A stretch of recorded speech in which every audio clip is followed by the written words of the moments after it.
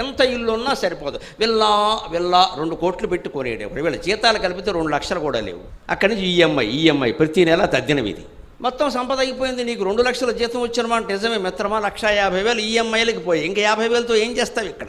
ఈలోపు అనారోగ్యం వచ్చింది, అయిపోయింది, ఆసుపత్రికి వెళ్ళి అయిపోయింది, 2 ఎకరాలు అమ్మేయమన్నాడు.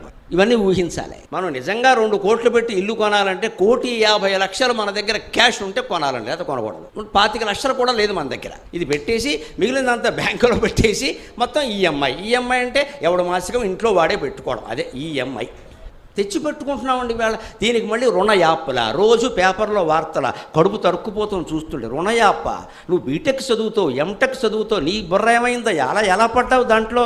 వాడు ఎవడో అప్పిస్తానంటే నీకేమైనా మేనత్త కొడుకా? సామాజిక విషయాలు ఎందుకు నేను జోడిస్తానంటేనమ్మా, కడుపు తరుక్కుపోయి ఈ ఆధ్యాత్మిక తత్వం ప్రజలకు తెలిస్తే ప్రజలని బాధలు పడరు కదా అని ఒకే ఒక్క ఆలోచన.